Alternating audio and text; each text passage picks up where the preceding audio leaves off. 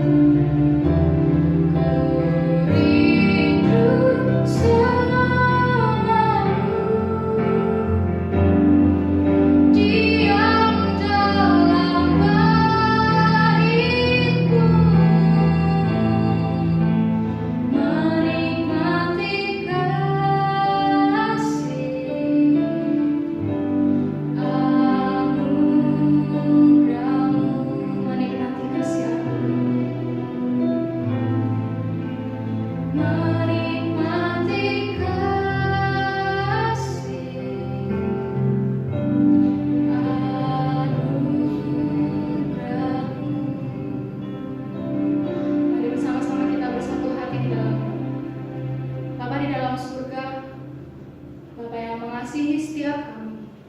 Terima kasih Tuhan, kami bersyukur Engkau memberikan kami kekuatan, Engkau memberikan kami kesehatan hingga pada malam hari ini. Kami dapat memuji, kami dapat menyembah-Mu Tuhan. Meskipun kami tidak berada di gereja, tapi kami yakin dan percaya Engkau selalu hadir di setiap hati kami. Terima kasih Tuhan, kami serahkan persekutuan kami ini dalam tangan-Mu. Kiranya Engkau menyertai setiap persekutuan kami dari awal hingga akhirnya. Terima kasih Tuhan, dalam nama Tuhan Yesus Kristus kami sudah berdoa dan mengucap syukur. Amin. Shalom, selamat malam teman-teman yang ada di rumah. Gimana nih kabarnya? Harus selalu baik, harus selalu bahagia meskipun di tengah situasi kondisi virus COVID-19 ini. Tapi jangan sampai virus ini memberikan kita kesedihan yang berlarut-larut. Pokoknya kita harus tetap semangat, harus ikutin kata perintah di rumah aja, hashtag di rumah aja. Oke? Kita harus selalu bersyukur karena Allah selalu mengasihi kita, Allah selalu memelihara kita meskipun dalam situasi kondisi seperti saat ini. Tapi bagi Tuhan tidak ada yang mustahil. Yuk kita sama-sama memuji Tuhan, kita naikkan pujian, kecapelan dan melihatlah. Teman-teman di rumah boleh sambil tepuk tangan ya. Kecapelan lihatlah, betapa baiknya Tuhan itu, rasakan dan nikmati kasih setia Tuhan. Kecapelan lihatlah, betapa baiknya Tuhan itu, rasakan dan nikmati kasih setia Tuhan.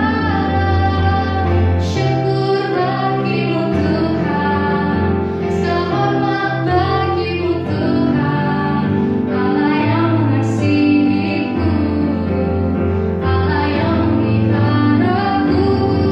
Oh syukur bagimu Tuhan, selamat bagimu Tuhan, Allah yang mengasihiku, Allah yang memeliharaku selamanya. Sekali lagi kecapelan lagi. Kecapelan dan lihatlah, betapa baiknya Tuhan itu, rasakan dan nikmati kasih setia Tuhan. Syukur bagimu Tuhan, selamat bagimu Tuhan, Allah yang mengasihiku, Allah yang memeliharaku. Oh syukur bagimu Tuhan, selamat bagimu Tuhan, Allah yang mengasihiku, Allah yang memeliharaku selamanya. Katakan selamanya, selamanya. Sekali lagi selamanya, selamanya. Kayaknya ya di rumah udah mulai panas, sudah mulai bersemangat, sudah mulai bersukacita tentunya. Tapi kita harus tetap bersyukur, selalu bersyukur pokoknya entah situasi apapun. Kita harus tetap bersyukur pada Tuhan sebab kasih setia Tuhan itu tidak akan pernah habis dalam setiap kehidupan kita. Amin. Kita tetap memuji nama Tuhan. Kita naikkan pujian, datanglah kebaikannya.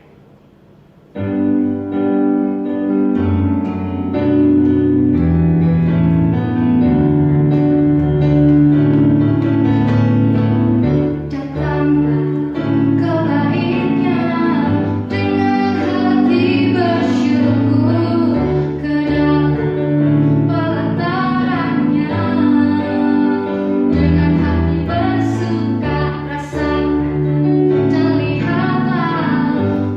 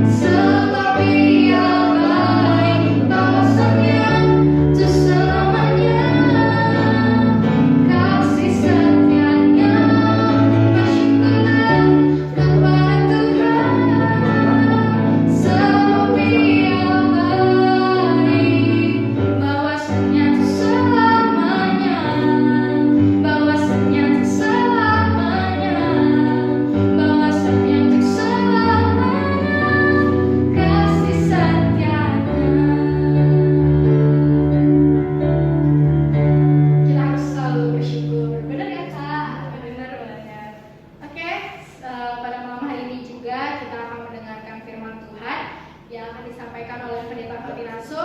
Namun sebelum itu kita akan menaikkan pujian yang dimana kita harus selalu mengandalkan Tuhan, yang dimana kita harus selalu percaya selain Tuhan tidak ada yang mustahil bagi Dia. Biarlah kita selalu memerlukan Tuhan, biarlah kita selalu haus menantikan Tuhan, dan kita harus percaya penuh kepada Tuhan.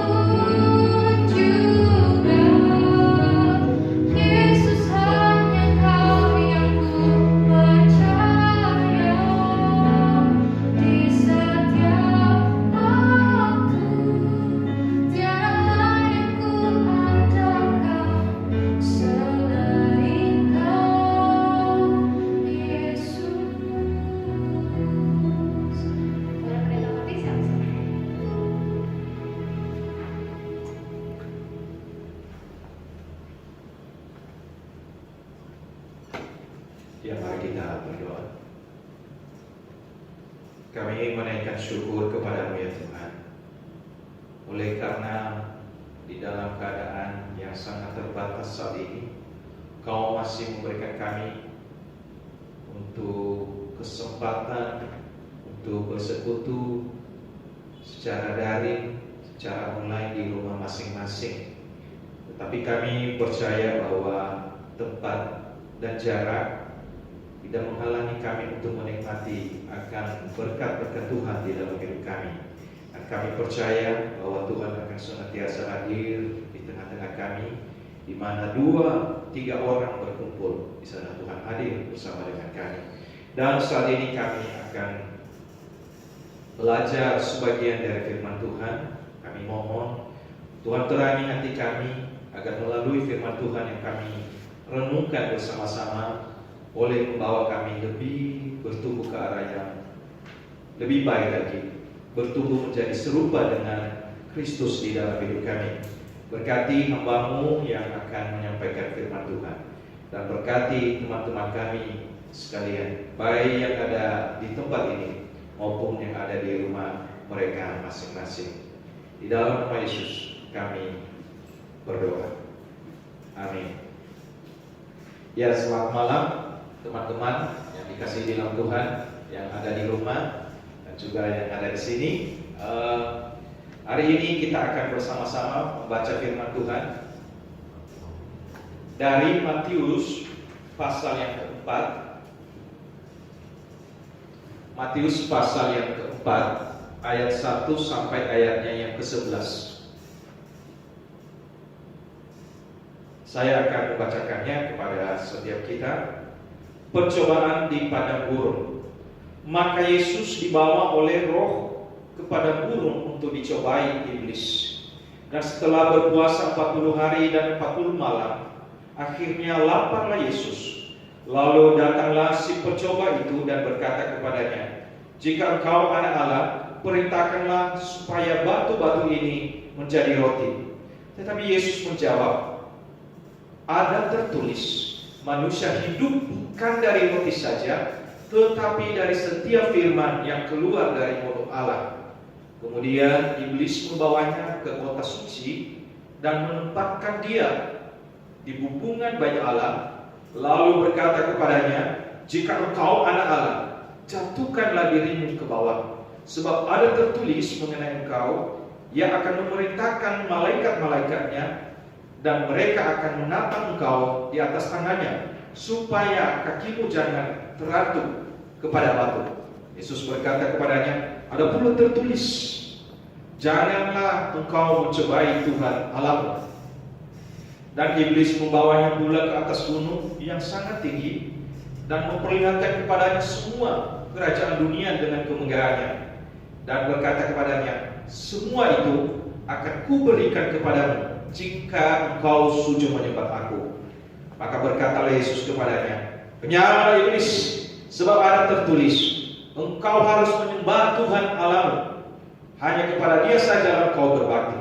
Lalu iblis meninggalkan dia, dan melihat malaikat-malaikat datang melayani Yesus.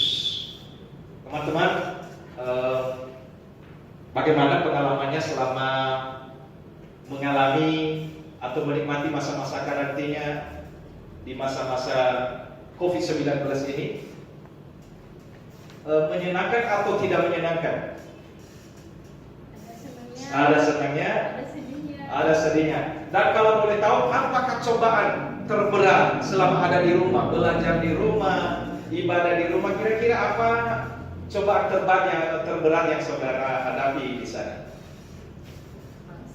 Malas ya, Lisa. Jadi makin gendut makan terus.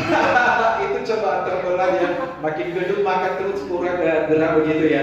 Jadi ada beberapa hal yang memang saya lihat, khususnya pemindahan tempat ibadah dan juga tempat belajar, yang sedianya belajar di sekolah dan harus belajar di rumah, dan ibadah di gereja dan harus belajar di rumah. Ini cobaan terberat. Mengapa? Bayangkan, kita memindahkan tempat itu bukan berarti menghilangkan nilai-nilainya, intinya daripada ibadah dan juga sekolah itu sendiri. Coba bayangkan ya, kira-kira anak-anak yang ada di rumah itu, yang sedianya jam belajar mereka jam 7 atau jam setengah 8 sampai jam setengah 3, apakah itu dipakai kira-kira untuk belajar? Enggak ya. Nah, itu cobaan. Nah, kalau orang beribadah biasanya kita pakai ya beribadah di gereja, tetapi sekarang terpaksa harus beribadah secara daring. Kira-kira apakah setiap jemaat benar-benar beribadah dengan sungguh-sungguh di rumah masing-masing? Belum tentu ya. Jadi mungkin ada yang sekedar sekedar lewat, lihat. Jadi padahal ini sebenarnya hanya memindahkan tempat. Memindahkan tempat dari gereja supaya jangan mengumpulkan banyak orang dan dipindahkan ke rumah masing-masing. Dan ini cobaan terberat selama masa-masa COVID-19 ini. Malam hari ini teman-teman meminta tema menang terhadap pencobaan. Dan seperti kita tahu bahwa pencobaan itu tidak ada seorang pun yang terbebas darinya. Tetapi ada orang yang berhasil menang terhadap pencobaan. Jadi sekali lagi bahwa tidak ada seorang pun yang terbebas dari pencobaan, tetapi ada orang yang berhasil untuk menang di dalam pencobaan. Dan pernah mendengar Martin Luther, Bapak Reformasi, ia pernah berkata demikian, saudara-saudara, kita tidak bisa melarang burung terbang di atas kepala kita, tetapi kita bisa mencegah dia membuat sarang di atas kepala kita. Hal yang sama juga perlu atau berlaku dengan pencobaan. Kita tidak bisa melarang pencobaan itu datang, namun kita dapat mengalahkan pencobaan tersebut. Jadi ya, kalau kita memang ada doa Bapa kami, jangan membawa kami ke dalam pencobaan. Tetapi intinya sebenarnya supaya kita diberikan kekuatan supaya bisa menghadapi pencobaan itu sendiri. Saudara-saudaraku dan teman-teman remaja yang ada di rumah dan di mana saja, Bill Graham pernah berkata demikian, seorang hamba Tuhan yang dipakai secara luar biasa pada abad ke-20, 21. Dia berkata demikian, Allah tidak berjanji untuk menyingkirkan kita dari pencobaan, sebab Kristus sendiri pun mengalaminya. Nah, kalau Yesus sendiri mengalami pencobaan, apalagi kita? Kita juga tidak terhindar dari pencobaan. Lalu yang melanjutkan demikian, tanpa pernah mengalami pencobaan dan mengalahkannya, kita tidak akan memiliki adanya kesadaran akan keberhasilan dan keyakinan. Nah, saudara-saudara, pencobaan itu selalu datang. Tetapi kalau boleh tanya kepada teman-teman yang ada di sini, pencobaan itu berasal dari mana? Menurut yang saudara pahami selama ini, itu berasal dari mana? Yang ada di rumah dari mana? Apakah pencobaan itu berasal dari Tuhan?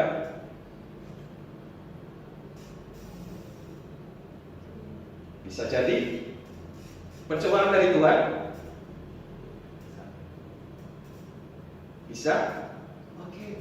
Tetapi sesungguhnya firman Tuhan berkata bahwa Tuhan tidak pernah mencobai siapa saja. Yakobus 1 ayat 13 yang berkata demikian, apabila seorang dicobai, jangan berkata pencobaan ini datang dari Allah, sebab Allah tidak dapat dicobai oleh yang jahat, dan Dia sendiri tidak mencobai siapapun. Jadi Tuhan itu tidak pernah mencobai kita, tetapi mungkin pernah menguji kita.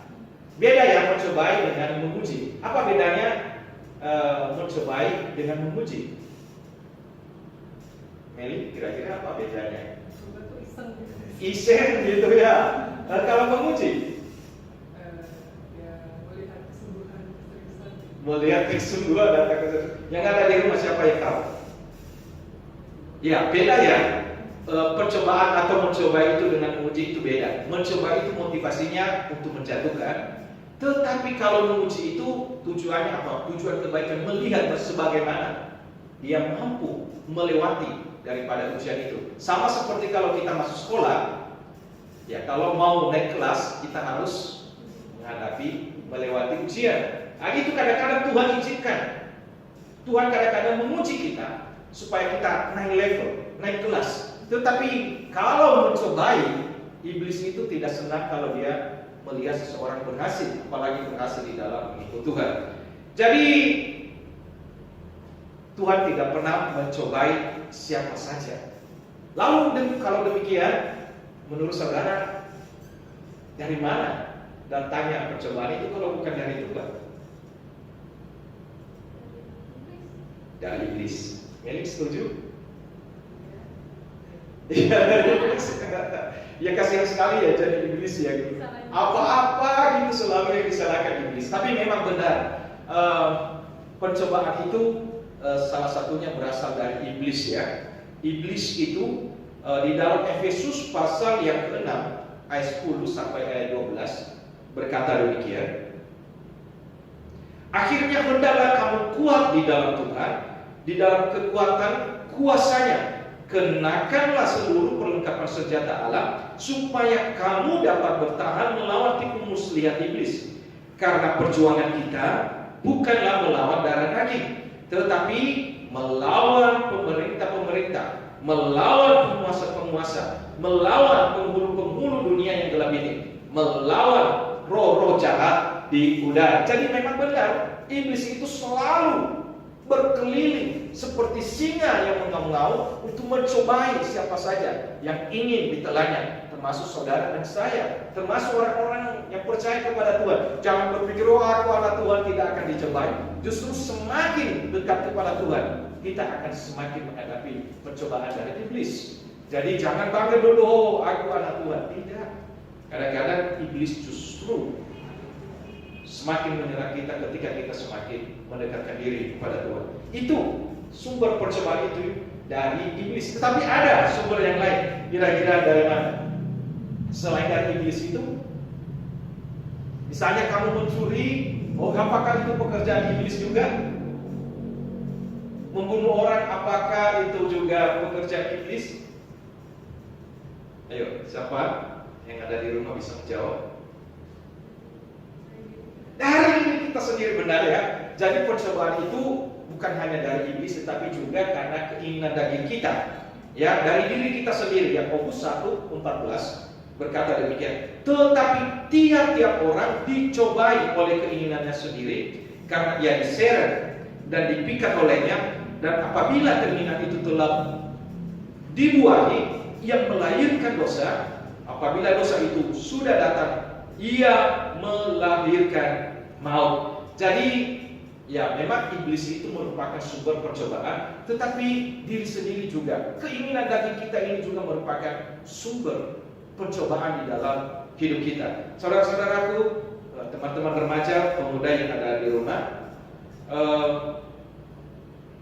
karena kita tahu bahwa pencobaan itu selalu datang setiap saat, kapan saja, tanpa ada perjanjian waktu.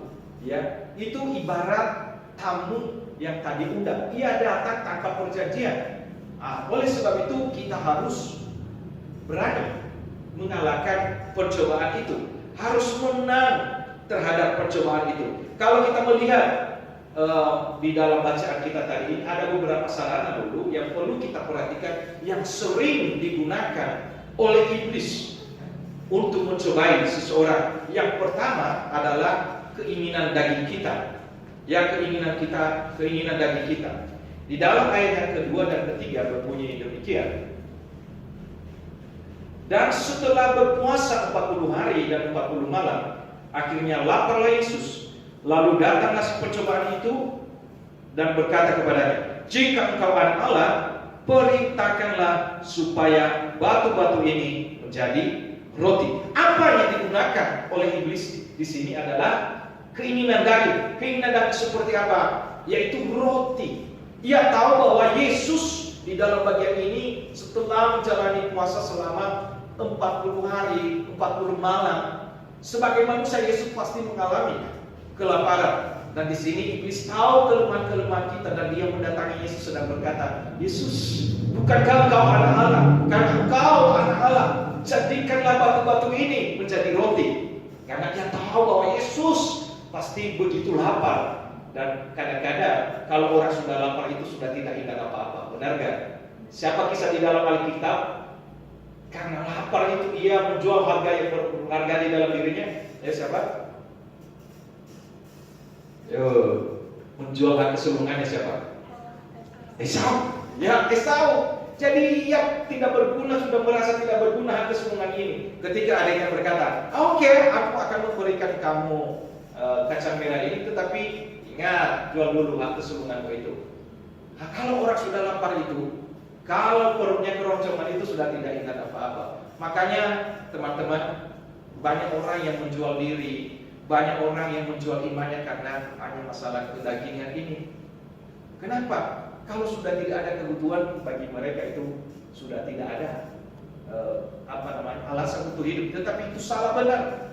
Ya, salah benar. Nah, inilah yang seringkali dipakai oleh iblis untuk menjatuhkan orang percaya itu keinginan-keinginan daging kita. Dan keinginan daging itu bukan hanya makanan. Menurut lisan, keinginan daging itu apa saja yang sering kali dipakai oleh iblis. Mungkin sebagai seorang karyawan, apa saja yang sering kali dipakai iblis yang berkaitan dengan kedagingan? Korupsi mungkin. Korupsi, ya korupsi kecil-kecil, korupsi waktu, benar gak? Iya kan? Melin apa? Keinginan daging apa? Sebagai mahasiswa itu yang seringkali dipakai iblis supaya apa? Bolos, males, itu semua keinginan daging ya.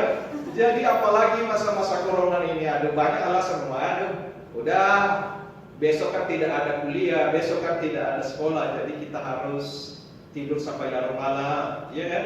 Ada yang tidur sampai jam 2, jam 3 malam. Nah, itu cobaan. Ya, itu yang angkat tangan itu seperti itu. Teman-teman yang dikasihi Tuhan, inilah yang seringkali dipakai iblis, yaitu keinginan daging. Dan kemudian bukan hanya keinginan daging, tetapi hal yang kedua yang seringkali dipakai iblis adalah keangkuhan hidup. Ya, keangkuhan hidup. Setelah iblis tahu bahwa Yesus tidak mempan ketika ia mencobai dalam hal keinginan daging ini, ia menggunakan cara yang lain, memakai cara apa? Supaya Yesus itu jatuh di dalam keangkuhan. Ayat 5 dan ayatnya yang ke-6 berbunyi demikian. Kemudian iblis membawanya ke kota suci dan menempatkan dia di hubungan bait Allah. Lalu berkata kepadanya, "Jika engkau anak Allah, jatuhkanlah dirimu ke bawah, sebab ada tertulis mengenai engkau. Ia akan memerintahkan malaikat-malaikatnya, dan mereka akan menatang engkau di atas tangannya, supaya kakimu jangan terantuk kepada batu." Lalu apa kata Yesus? Yesus berkata, "Ada pula tertulis, jangan engkau mencobai Tuhan Allah." Kira-kira menurut saudara, apakah kalau Yesus menjatuhkan diri dari hubungan baik Allah ini, kira-kira mati enggak? Enggak, kenapa? Karena memang dia berkuasa, benar ya? Karena dia adalah anak Allah. Tetapi kenapa Tuhan Yesus tidak ingin membuktikan bahwa dia aku anak Allah? Kenapa? Karena Yesus tidak mau menyombongkan diri. Sebenarnya Yesus bisa saja meloncat, bisa terbang keliling-keliling, benar ya?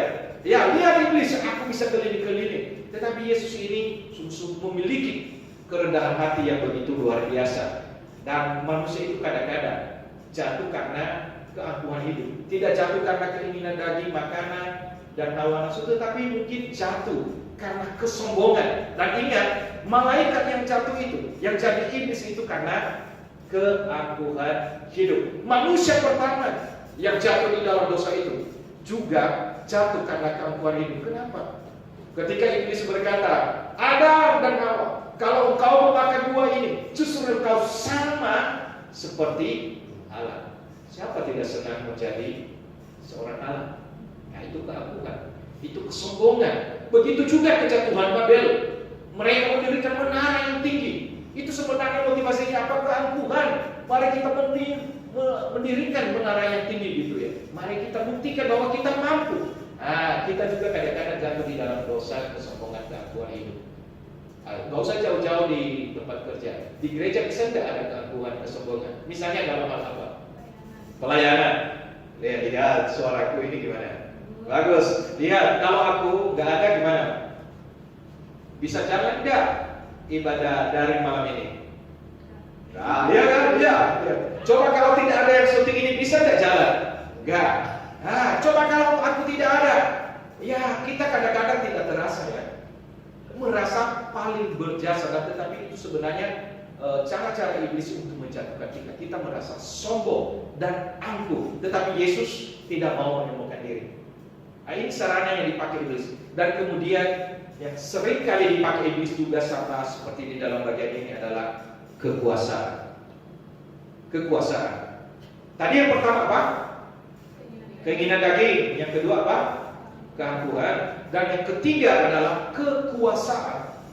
Kekuasaan. Ayat 7 dan 8 berbunyi demikian. Yesus berkata kepadanya, ayat 8. Dan iblis membawanya pulang ke atas gunung yang sangat tinggi dan memperlihatkan kepadanya semua kerajaan dunia dengan kemegahannya, dan berkata kepadanya, "Semua itu akan kuberikan kepadamu jika engkau sujud menyembah aku." Maka berkatalah Yesus kepadanya, "Enyalah iblis, sebab ada tertulis, engkau harus menyembah Tuhan Allahmu, dan hanya kepada Dia sajalah engkau berbakti." Saudara, dikatakan di dalam bagian ini, Yesus dibawa kemana? Di atas bukit dan iblis memperlihatkan keindahan dunia ini. Dan iblis mulai lobi-lobi, ya kan, memuji Yesus. Aku akan memberikan kepada seluruh dunia ini. Kira-kira secara materi seluruh dunia ini mau nggak? Kaflingan tanah di kota Denpasar berapa kira-kira? Satu kaflingan salah satu are kalau di kota Denpasar. Oh yang udah 100 juta. Berapa cuy? Berapa? Pamor berapa? 400 juta. Satu are. Tetapi yang diberikan oleh iblis ini bukan hanya satu are, tetapi yang memberikan apa? Seluruh dunia ini dibawa kekuasaan. Siapa orang yang tidak berpingin menguasai orang lain? Lihat ya, untuk menjadi pejabat negara di negara kita ini, lihat. Ini sudah bukan rahasia umum. Berapa miliar yang harus dikeluarkan? Berapa banyak yang harus dikorbankan karena meraih kekuasaan? Berapa banyak yang harus dikorbankan? Hilang persaudaraan, hilang persahabatan. Karena apa?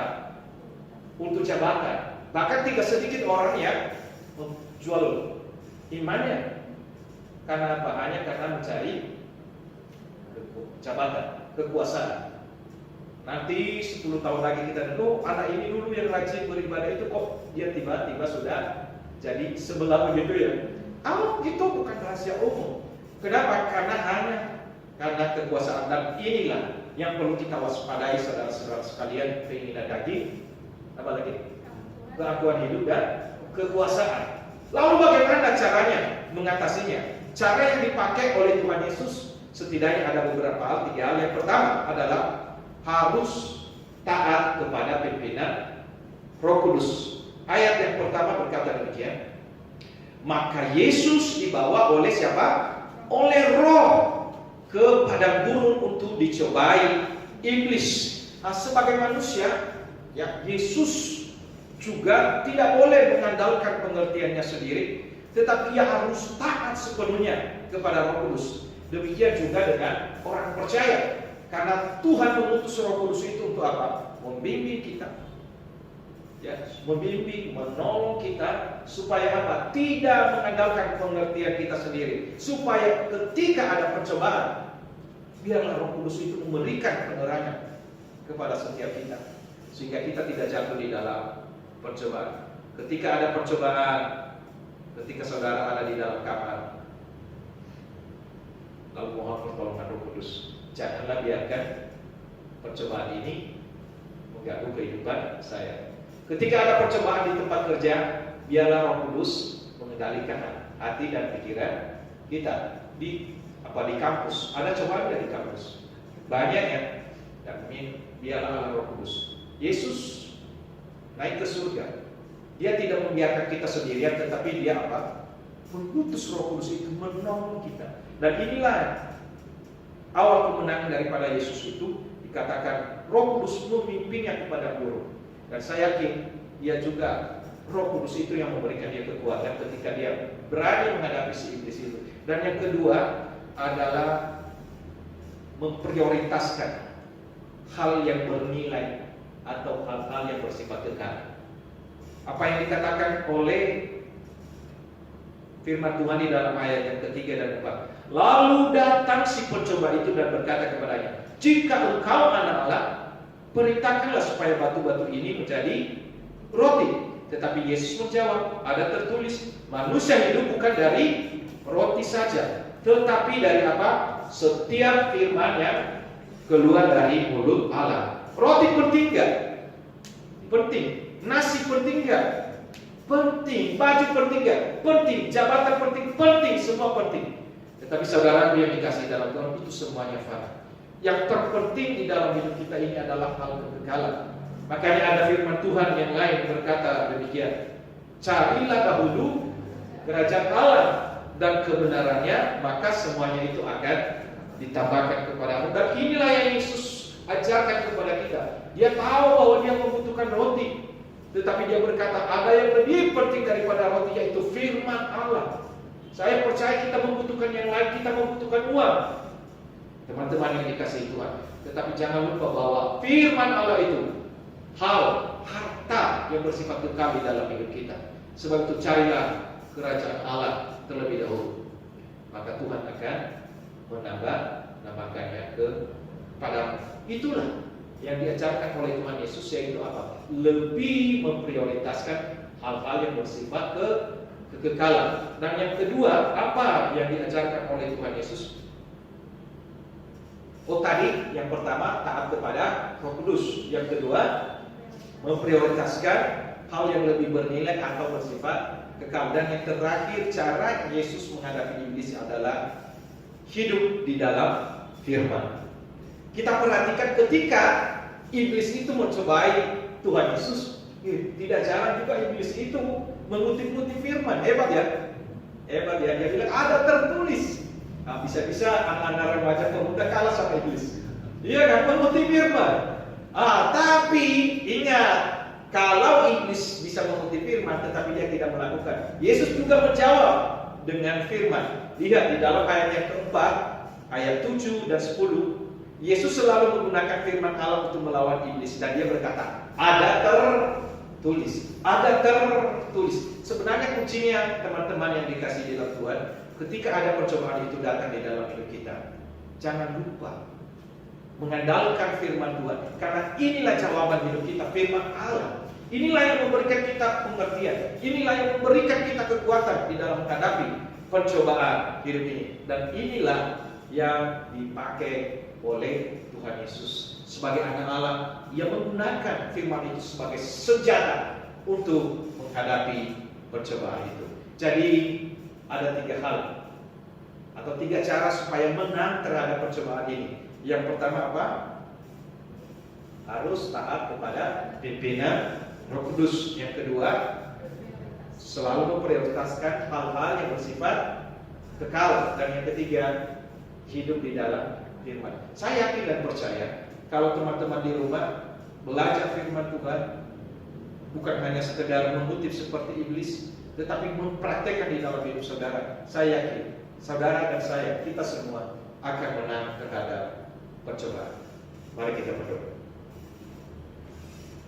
Bapa di dalam surga, kami bersyukur untuk firman Tuhan yang sudah diberitakan hari ini, dan kami percaya bahwa firman Tuhan tidak akan berlalu dengan sia-sia, tetapi biarkanlah firman Tuhan ini menjadi firman yang berakar, bertumbuh dan berbuah di dalam hidup kami, sehingga melaluinya kami boleh mengalami kemenangan di dalam menghadapi pencobaan-pencobaan yang senantiasa terjadi di dalam hidup kami. Terpujilah Engkau Tuhan. Di dalam nama Yesus kami berdoa dan mengucap syukur. Amin. Amin.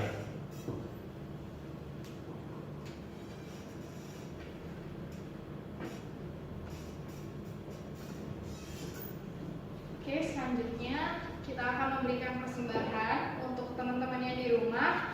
Bisa dimasukkan ke dalam amplop, lalu disimpan dan dibawa pada saat kita persekutuan di gereja. Sambil kita memberikan persembahan, kita naikkan pujian Kecaplah dan Lia.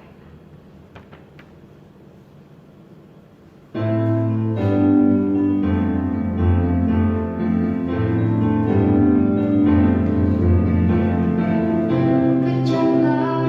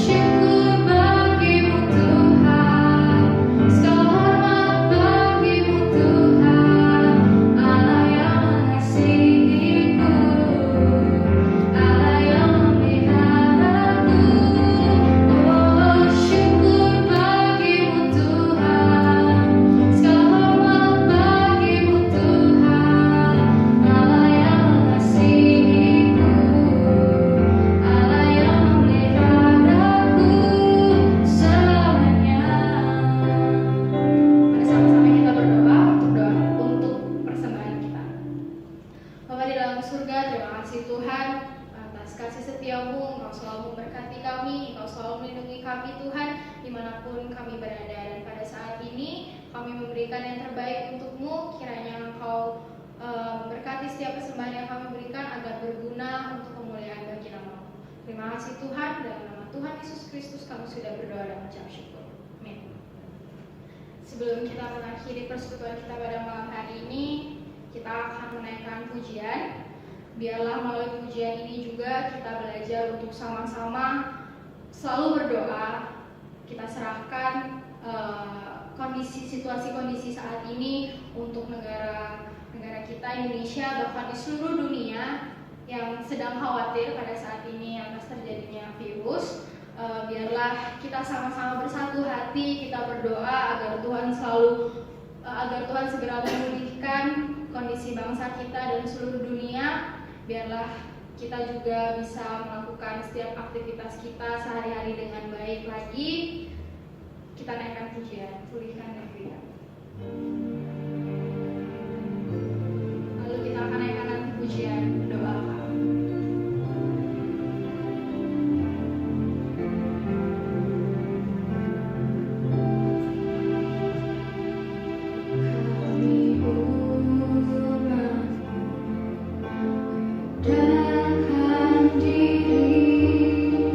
Sujud dan berdoa.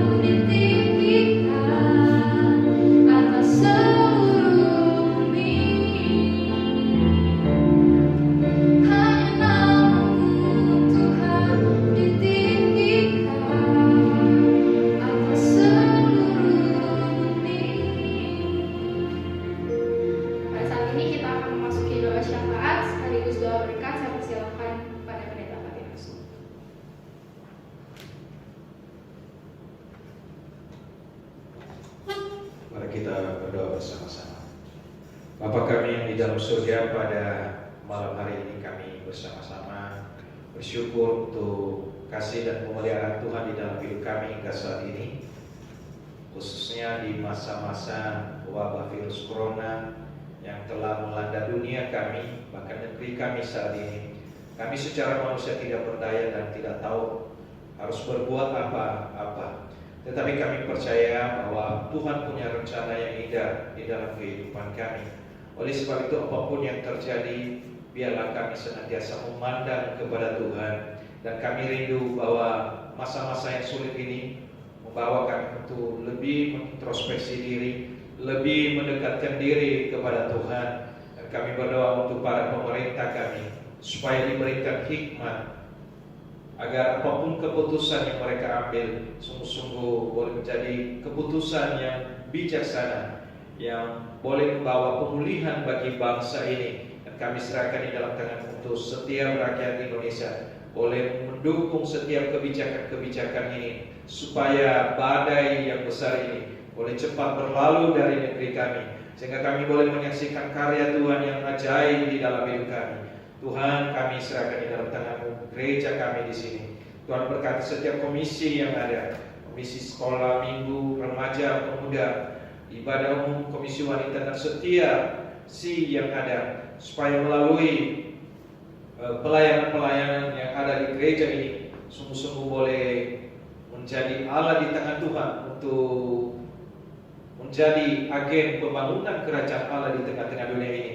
Dan kami tahu bahwa di masa-masa ini gereja kami tengah menghadapi cobaan yang berat, tetapi kami percaya bahwa gereja ini miliknya Tuhan. Tuhan akan terus menjaga dan memelihara. Sebab itu berkati para hamba Tuhan, para majelis, seluruh jemaat Tuhan yang ada, untuk dapat menyikapi setiap peristiwa ini dengan hati yang bijaksana di hadapan Tuhan. Dan tolong setiap jemaat Tuhan ketika melewati masa-masa karantina selama beberapa minggu ke depan, harus beribadah di rumah, supaya Engkau menjaga hati kami dengan segala kewaspadaan, supaya iman kami tetap terjaga, terpelihara, dan bertumbuh ke arah yang lebih baik. Sebab itu kami serahkan di dalam tangan-Mu Tuhan. Berkati mereka yang tengah menghadapi kesulitan-kesulitan hidup, kesulitan ekonomi, kesulitan karena masalah keluarga mereka, pemulihan kesehatan yang sedang sakit penyakit saat ini. Tuhan, jamah satu persatu, hiburkan mereka yang susah, kuatkan mereka yang lemah, agar di dalam segala keadaan kami senantiasa merasakan jamahan Tuhan, lawatan Tuhan di dalam hidup kami. Bapa, kami berdoa untuk persiapan hati kami menyambut ibadah daring besok hari. Kami tahu ini bukan sesuatu kebiasaan dari setiap jemaat Tuhan, tapi tolong kami Tuhan untuk mulai membiasakan diri, sehingga di dalam segala keadaan yang sangat terbatas ini, kuasa Tuhan dinyatakan, sehingga setiap jemaat Tuhan boleh mengalami berkat-berkat Tuhan di dalam setiap ibadah yang kami selenggarakan, baik di rumah maupun di gereja Tuhan. Terima kasih Tuhan, terima kasih untuk pertolongan Tuhan yang ajaib dalam hidup kami malam hari ini. Dan kini kami mau melanjutkan hidup kami sehari-hari, dan kami memohon berkat Tuhan turun atas kami. Damai sejahtera Allah yang melampaui segala akal akan memelihara hati dan pikiranmu di dalam Kristus Yesus, di dalam persekutuan, penghiburan, dan pertolongan Allah Roh Kudus senantiasa menyertai kehidupan saudara sekalian. Amin.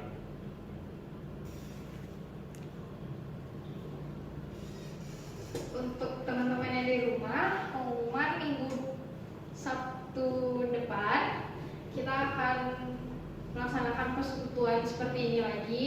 Jadi teman-teman dipersilakan untuk mempersiapkan hati Sabtu depan, supaya bisa bersama-sama memuji, bisa bersama-sama mendengarkan firman Tuhan lagi. Tidak masalah kita tidak bertemu tatap muka, tapi kita yakin dan percaya Tuhan selalu hadir. Thank you, see you.